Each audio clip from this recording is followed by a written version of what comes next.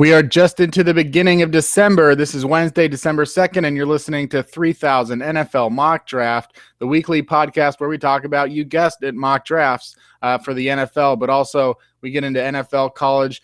You know, really, there's so much that goes into a mock draft as well as the actual draft itself. Myself and Rob Staten of SeahawksDraftBlog.com every week. This week, we're coming to you on a Wednesday, and the reason for that, we do have a good reason. You know, if there was one positive thing to come out of a Monday Night Football game between the Browns and Ravens this season, it's that it had major implications on the draft, and that's about it. So we get to benefit from it. Rob, how are you today?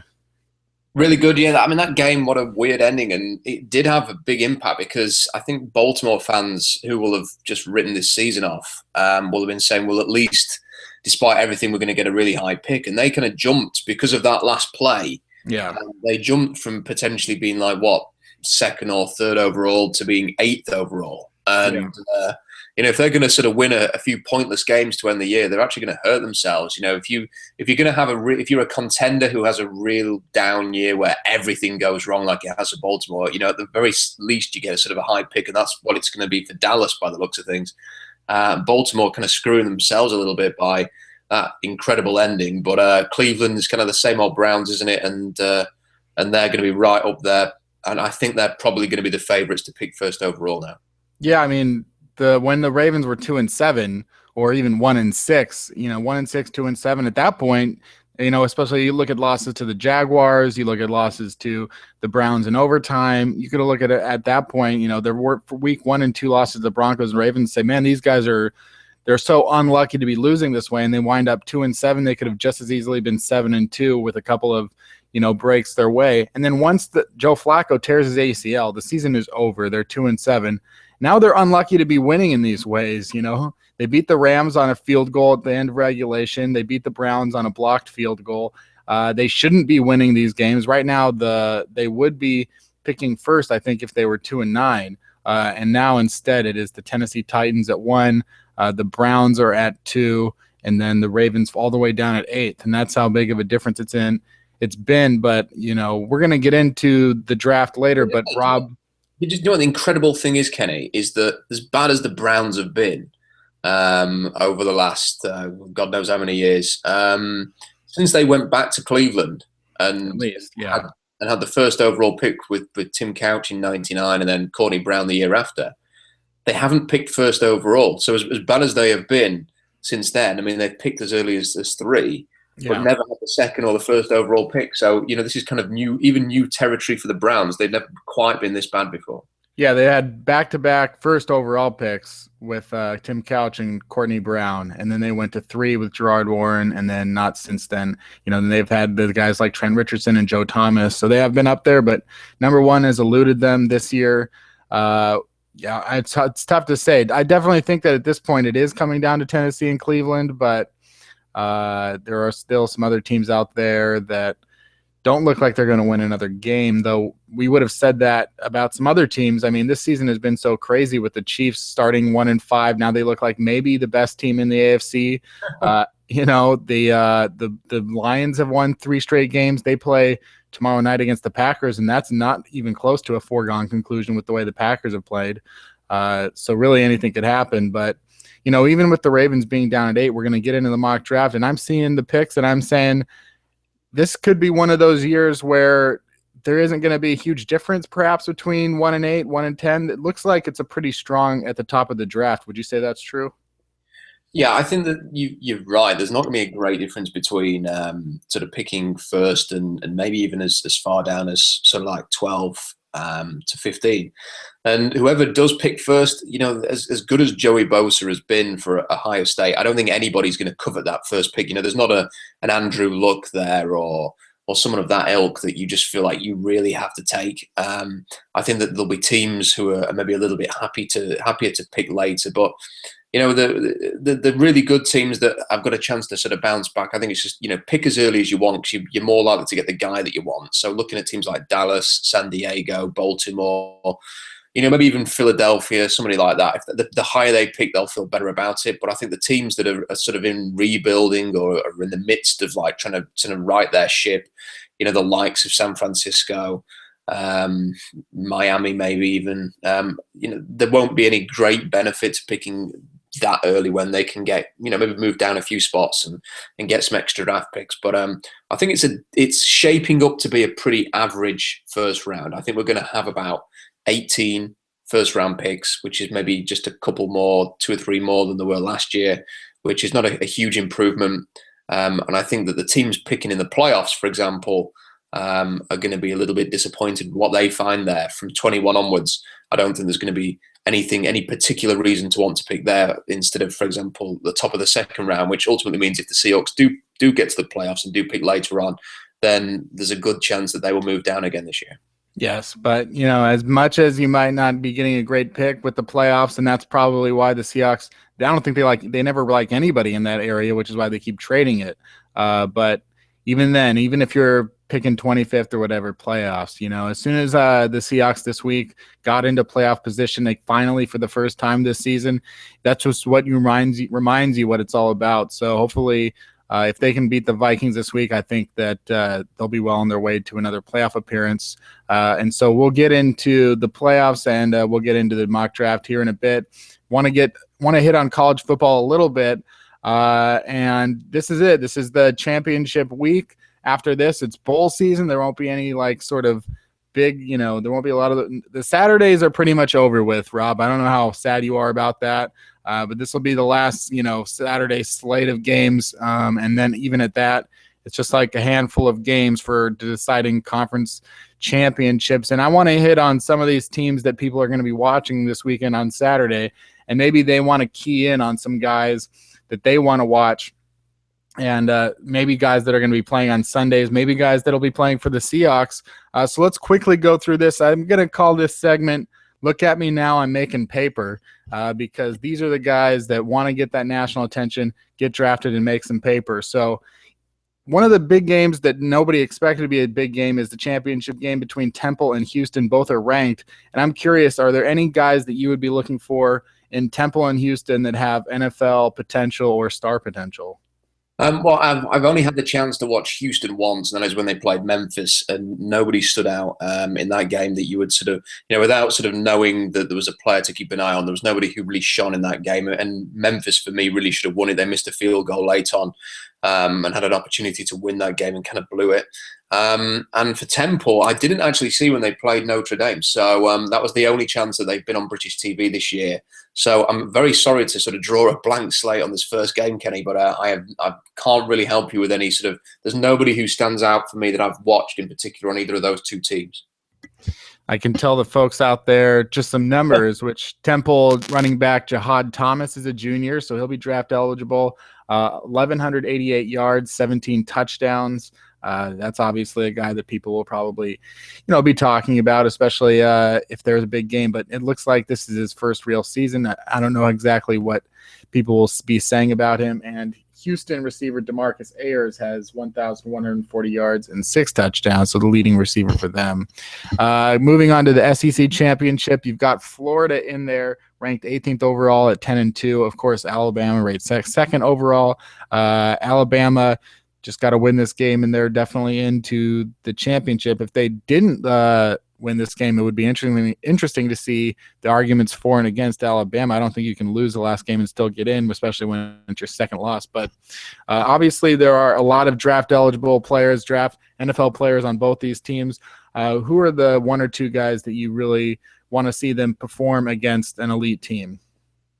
Okay, well, for Alabama, I really want to see A'Shawn Robinson having a good game, because you watch the LSU game, and I've watched it twice now, and the defensive line was really sort of owning the LSU offensive line in that game. And I remember watching it the first time and thinking, wow, A'Shawn Robinson had such a great game. And then I watched it again, and I wasn't entirely convinced. I think that the blocking by LSU was pretty terrible. And I didn't sort of watch that Alabama defensive line and think, okay, someone's really stood out there that is just dominating this opponent. I think that A'Shawn Robinson has benefited from a bit of hype. I think that Reed next to him is also the same. I don't think either of them. I think as a pair, maybe they work well, but neither of them are sort of that quick twitch, little swim move, get into the backfield, and neither of them sort of just overpower people and sort of burst in there. Now, defensive tackle is one of the hardest positions to project to the next level, and you get a lot of prospects, and there's been quite a few over the years that people have overrated incredibly. There was a guy from Florida State, I can't remember his name, a couple of years ago that everybody kind of slated in the top 20. Never really liked him. He went in the second round in the end, and it's just done nothing in the NFL. And not Lance Nix. No, I mean he was another one who people were projected to go in the first round and just bombed completely. And you get a lot of players like that. People who get overrated, and I remember watching Kawan Short, who was at Purdue, and he was sort of watching him and thinking, wow, this guy, this is the real deal. He's got all the pass rush moves to get into the backfield. He lived in the backfield. He looked like a first round pick, and yet he went in the second round as well. And Carolina are hugely benefiting from his presence. I mean, he's been even better than Star Lotulelei, who they took in the first round in the same year. They went DT in the first and second round. So, I want to see A'Shawn Robinson having a big game against a Florida opponent that just got hammered by Florida State. And for Florida, let's keep an eye on it. If we're sticking with the defensive line, Jonathan Bullard, he came back to Florida this year because he wasn't happy with his draft grade.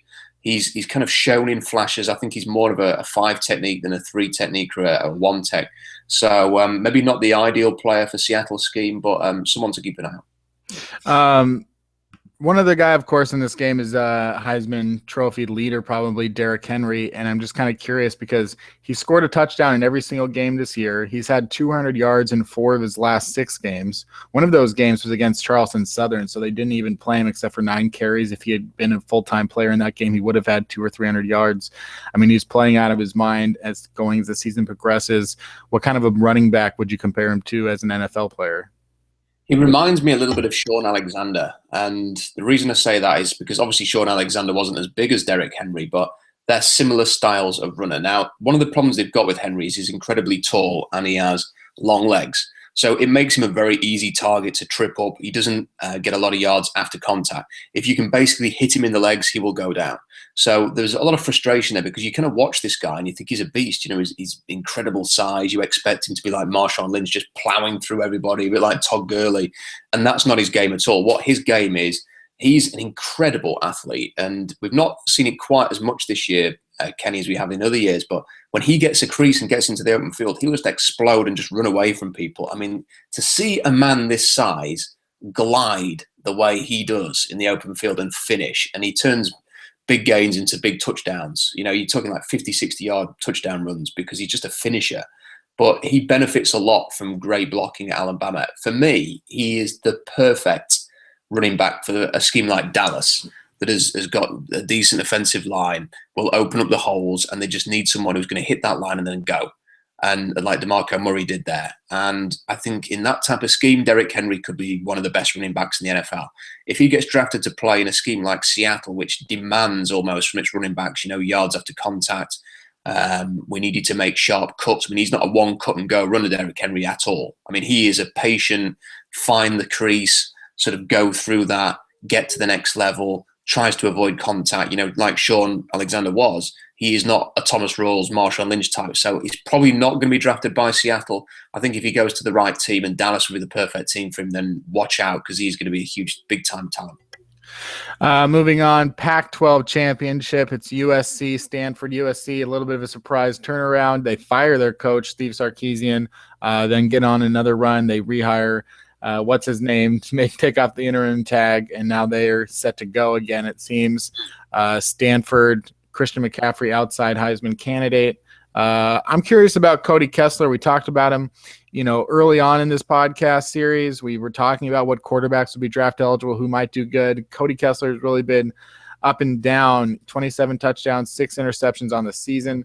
But overall, I think he's been perhaps a little bit better as of recently, but still very inconsistent. What kind of round do you see Cody Kessler going in? I think at best, probably 6th or 7th round. Maybe even worse than that, maybe a camp body. I think that he's shown this year that he has limitations. They started the year throwing a lot of short stuff, a lot of screens, got an incredible skill position talent on that team and fantastic receivers, and they basically just get the ball in their hands and just try and use that. And that's what he's done really well this year at times, Kessler. But I don't look at him and think, you know, we're looking at a future NFL quarterback here, maybe a future NFL backup, maybe one of the teams that, you know, maybe there are still teams in the NFL that want these sort of bigger guys who aren't mobile, who aren't going to scramble, who aren't going to avoid pressure. Maybe he will get a shot with one of those teams, but I don't anticipate seeing him starting at the next level. Have you spent a lot of time looking at Christian McCaffrey since he sort of blew up on the scene? And, you know, I think one of my thoughts was basically that people are going to say that this guy is a quote unquote just a football player. And I think the reason that they say it is because he's quote unquote a white running back, and they just don't know what to do with him based on these things, that he's not your typical running back. Not just the fact that he's white, but he sort of doesn't look like a running back. He seems a little bit lankier than a running back. What sort of player do you see in McCaffrey and what he could do at the next level? Well, it's obviously he isn't like the player that he reminds me of, but sort of when I did watch him, and I've seen I think 3 times now, the kind of player that he reminded me a little bit of is the way that LaShawn McCoy has been used by Buffalo this year. In the, you know, they use him as a conventional running back. They look to get him out of the backfield, catching passes. They like to use him in a variety of ways. And when LaShawn McCoy kind of burst onto the scene with Philadelphia, you know, was very athletic, did a great job getting to the second level. And when you watch this guy, you kind of see the similarities there. Now, whether he's going to go on to the next level and kind of be that same kind of player, I suspect that he won't be. I think he's obviously a very fantastic, talented playmaker in college who is probably one of the more fun players to watch. But that was the kind of style of player that he kind of reminded me a little bit of. And I think that he can be kind of that sparky playmaker of Stanford. And it'll be very interesting to see that when it comes to him sort of thinking about the draft, you know, what kind of range teams sort of see him and how they might find a role for him. There's always seems to be one team that's looking for like a little X factor, a little niche playmaker in there. And they always seem to, I mean, Dexter McCluster was kind of like, I guess he was fairly similar and he went in the second round. I was never that enamored with him at Ole Miss, but maybe that is the kind of range that he could go one day. Moving on to the Big Ten championship. That's because there aren't 10 teams in the Big Ten anymore. You have to have 12 to have a conference championship. But now there are, I think, 14 teams in the Big Ten. So it's Michigan State, Iowa, probably. And I'm not paying close enough attention to the championship polls to know whether or not this is true. It seems like it's a game to go to the playoffs because Michigan State is ranked 5th. Iowa's ranked 4th. They're undefeated. I'm curious. You've talked, you haven't been a Connor Cook fan throughout, and I'm just kind of curious. Here he is now. He's gotten Michigan State to this point. If they can beat Iowa, if they can make a run for a national championship, do you see him sort of picking up more and more first-round hype? No, well, he'll get the hype. He'll definitely get the hype, but I think he's probably going to go in the same range that A.J. McCarron went in, which is sort of the 5th or 6th round.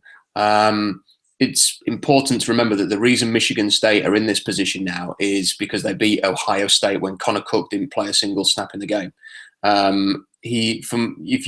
Depending on where you look, you can find little bits of information about how respected he is in the locker room at Michigan State. It doesn't seem like he is the most popular guy amongst his teammates. I found it really unsavory that in that Ohio State game, a game that he didn't play in, that he was the one with his finger to his lips goading the Ohio State fans after the game. I just think he looks like a bit of an idiot sometimes. And when you watch him play, there are certainly passes where you watch it and his style reminds you at times a little bit of a young Matt Hasselbeck.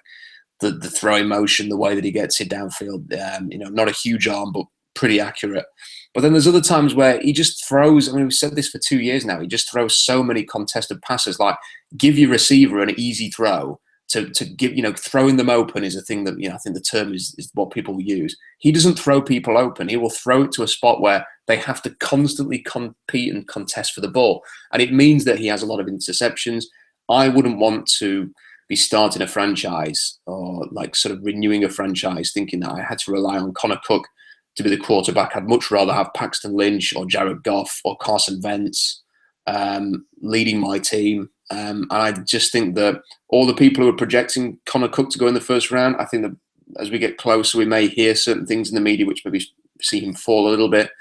I still think that he's going to plummet a bit like A.J. McCarron, who was incredibly prolifically productive in college and a better quarterback for me, and still sunk like a rock, and I think that we're going to see the same with Connor Cook. If I'm watching this game and I'm looking at Iowa, who we really haven't talked very much about, and I don't know that much about, I mean, am I looking at who am I looking at for Iowa? Have a look at Desmond King, who's a cornerback, because he's one of the most productive quarterbacks in the in college football. He's added a whole mass of interceptions this year. I've watched him a couple of times in the last week, did the games out, and I don't know what to make of him because he's one of these players. Like on the one hand, you want to assume that he's really athletic because they have him doing the kick returns as well. Yeah, I've not seen him break, more than sort of a 15, 20-yard run back on one of these kick returns. And then you watch him in coverage, and there are times when he mirrors quite well, sticks to his guy. There are also times when, especially over the middle, where he struggles because he just doesn't seem to have that first step quickness. He looks a little heavy, kind of like a stout cornerback, not sort of lean and long and fluid. He's quite stocky. So I'm not entirely sure that his stock is going to push him up towards, the early rounds. But keep an eye on this guy because he, more than anybody else, has had an impact on that Iowa defense this year. Finally, ACC championship, #1 Clemson. Perhaps now, in danger of ruining a season here because they have to play number 10 North Carolina. They haven't played a team ranked in the top 10 since way back when they played Notre Dame. They did beat them 24-22. So North Carolina's really come on strong as of late. And if Clemson loses this game, they could be out of the championship round. So I'm curious, Deshaun Watson is being talked about as a Heisman, but is he an NFL player? Yeah, I think he's going to get a chance at the NFL. He's got to continue to progress. It'd be nice to see him have a year where he puts up the huge numbers, like a Taj Boyd when he was in Clemson. I mean, his numbers seem to be a little bit better. I think you can get the interception number down a little bit and maybe have some more touchdowns and really sort of own that team. I mean, he's had to do it without his best receiver this year. Really unfortunate that Mike Williams hurt himself in the first game. But yeah, he's going to have a chance. There are some sort of big name Clemson guys, Mackenzie Alexander, a cornerback that people should look out for here, because he seems to have sort of the makings of a first round talent. You've got Shaq Lawson, who's the defensive end who gave Ronnie Stanley an absolute nightmare when they played Notre Dame and just embarrassed Ronnie Stanley. Just did a really embarrassing performance from Ronnie Stanley, who for some reason people still think is like locked into the top 10. Let somebody else take him in the top 10 because he just put on the tape against Shaq and just he was embarrassed. There was one point, Kenny, when Lawson gets on the outside of him and just beats him like a drum. And Ronnie Stanley just turns around, grabs him by the waist and just rugby tackles him to the ground from behind. I mean, it's just awful. It's just awful form from the left tackle. So keep an eye on him. And the most fun player, I think, on the Clemson roster is a guy called Ben Boulware, who's a linebacker, wears number 10, is just active and just looks like the kind of player who's going to play in the AFC North. Real sort of blue-collar, talented linebacker, constantly around in the game. Had a huge game against Florida State in a game that Clemson had to win, just impacting all over the place. So Ben Boulware, keep an eye on him. Relation to Mike or Peter? No, Ben is white, so he's certainly a relative. But we're not one to make quick jump to conclusions here. I can't imagine that they're related. Let's just put it that way. Moving on, let's get talking here about this mock draft. So we've got, the draft order. It's sorting itself out. We did a mock draft a few weeks ago, and I think that it's all much different now. And that's what happens when you have so many teams that are 4 and 6, and everybody's right there in the middle right now. And I think teams will start to sort of separate a little bit. But as far as Tennessee, Cleveland, Dallas, San Diego, San Francisco, Miami, who do you think has the best shot at getting the #1 pick? I think that I would put all my money on Cleveland getting it. I think there's still a chance that San Francisco could sort of flop into that position. The 49ers are a really weird team. Like when they played Seattle, they just looked like the worst team in the NFL in both games. And then they'll come back and then run the Cardinals close or beat the Falcons. So maybe they're just going to do enough to sort of avoid that. With Baltimore's injuries and with Matt Schaub looking as terrible as he did the other day, you could say that they had a chance if they'd have lost the game, I think. But the fact that they've won that means that they'll keep going. I think that Tennessee may just win a couple more, so we'll have a chance to move forward. What about Dallas? I mean, Dallas are still in this thing. I mean, they've got some tough games coming up. I mean, they've got to play the Redskins twice. Redskins leading the NFC East will need both of those games. I think they've got to go to Green Bay. I think they've got a couple of other tough ones coming up as well. So there's a chance that Dallas could get there. But I think that of all the teams, I would fully expect Cleveland to go on and take the first pick. I will say this, footballoutsiders.com, DVOA, they do a lot of things with this DVOA metric, and they have, they will rank the toughest schedule, both not just overall, but your past schedule and your future schedule. And you look at the teams that have the hardest schedules. The Baltimore Ravens have the toughest remaining schedule in the NFL. That's, due to some of the teams that they play here. I want to pull them up real quick so that we can sort of get an idea. I'm assuming that Bengals are in there. So the Baltimore Ravens still have to play the Seahawks. They still have to play the Chiefs. They still have to play the Steelers and the Bengals. So really 4 of their last 5 games are against, really good teams. So they can, but at that point, is 4-12 going to be the number 1 pick? Probably not. And then you look at the number 2 hardest schedule. It's the Oakland Raiders, which probably just means they're not going to make the playoffs. But right now, they're actually for the first time in a long time sitting there at 16. They're not in the top 10. But then right there, number 3 hardest schedule is the Cleveland Browns.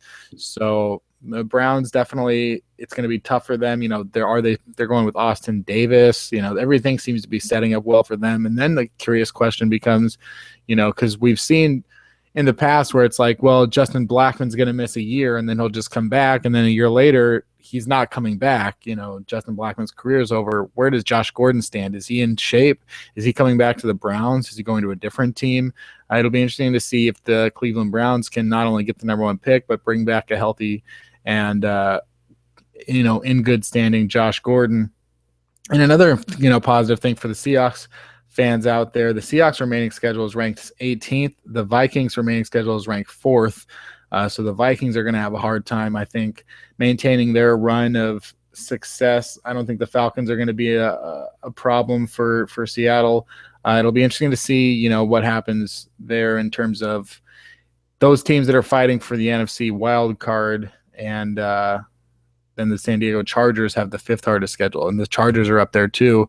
They seem to be an odd team that you would think is talented, but really isn't playing like it, and they're picking 4th at the moment.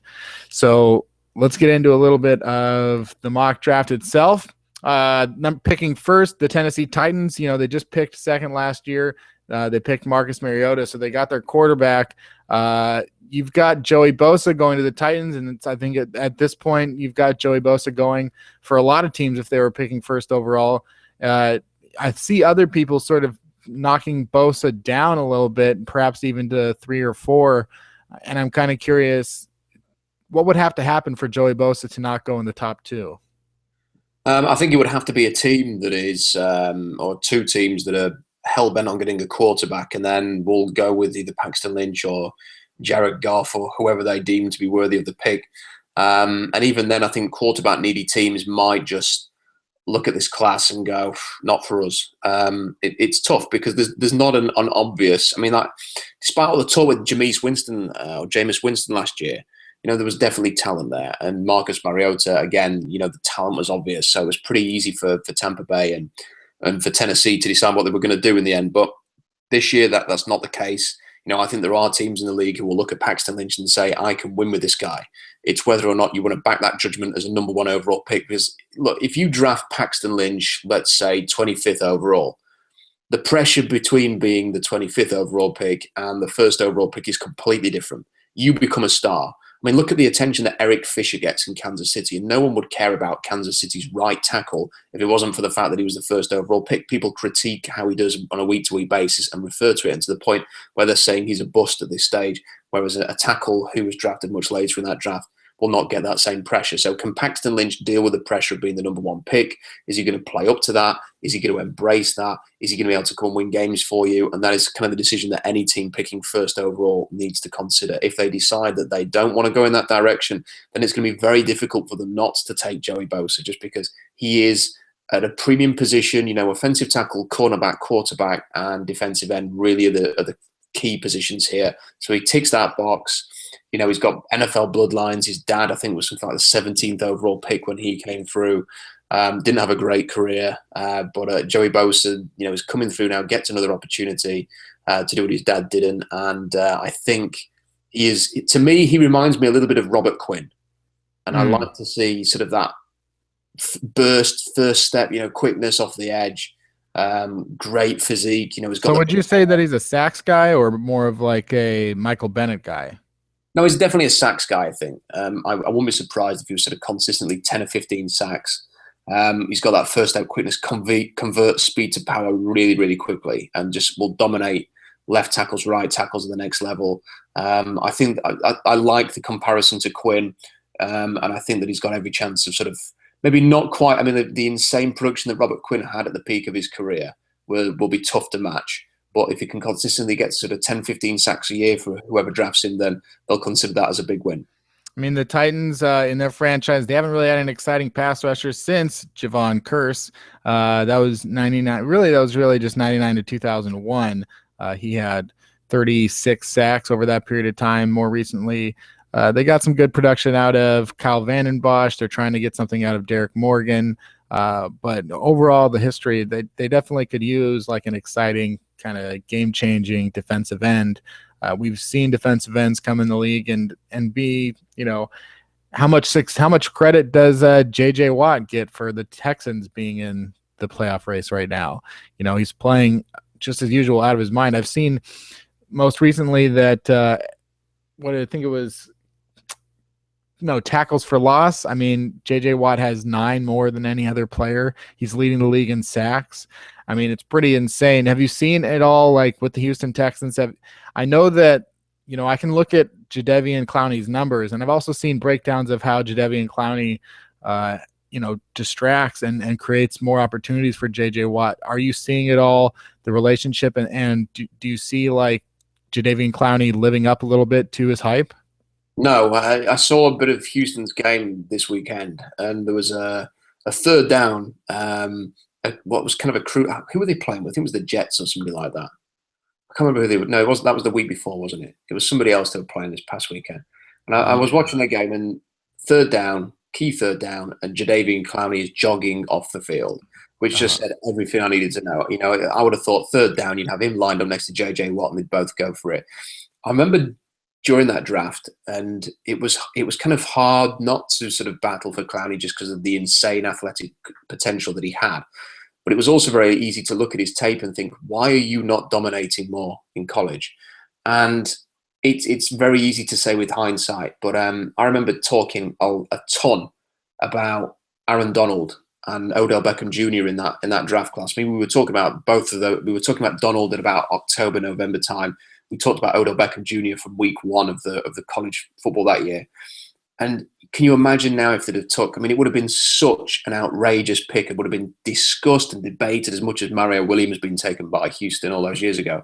But if they'd have took Aaron Donald, who had every right to be considered as a potential first overall pick in that draft, because he was just that talented and just played every single down at Pittsburgh like it was his last, and was just brilliant for Pittsburgh. Just is exactly the same player now that he was in college. If they'd have took him instead of Clowney with the first overall pick, Kenny, can you imagine Aaron Donald and J.J. Watt on the same line? Would anyone ever complete a pass? No, they wouldn't. That would be, there'd be something to imagine. I'm not sure exactly if there's something that's going to happen with Jadeveon Clowney in the future in terms of living up, and I don't know that he'll ever be, as explosive as Aaron Donald, but also, I reserve some, hope, because I think it is interesting. I think, as you see with a lot of players too, it's when you have two of these guys together, it can make things so much better for the other guy. And I was excited to see the two play together, Clowney and Watt. I mean, it would be amazing to see Donald and Watt on the same line, but who knows what could happen, I guess, in the future. Obviously, Donald and Quinn, as you said, is a pretty exciting duo as well. Oh, yeah, big time. And if only the Seahawks could borrow Aaron Donald for 1 week, that'd be nice. Yeah. Have you talked at all about the Seahawks drafting a defensive tackle early?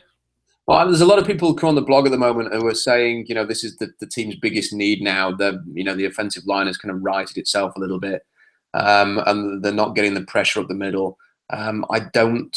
There's two reasons why I don't think the Seahawks will do it early, and the first one is that the players available there.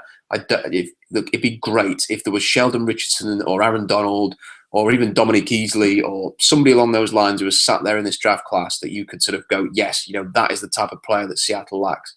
I would happily sort of consider that possibility. But when I look at the defensive tackles that are in this draft, we're talking about people like Ashawn Robinson and Andrew Billings, and other players like that, people like Kenny Clark at UCLA. But I just, you watch them and it's hard to imagine these guys being the solution. None of them are quick twitch pass rushers who get in and explode, who've got great swim moves who get into the backfield. And, when you watch Dominique Easley play for Florida, for example, he just lived in the backfield and would have been a top 15 pick if it wasn't for the serious knee injury that he had. Aaron Donald lived in the backfield. Sheldon Richardson lived in the backfield. And there's just nobody who does that. So that's the first thing, that the player is not there that will answer the problem that the Seahawks have with the interior defensive line. And the other thing is they seem to back themselves to do it either later on. I mean, the highest pick they've spent on that position is Jordan Hill in round 3.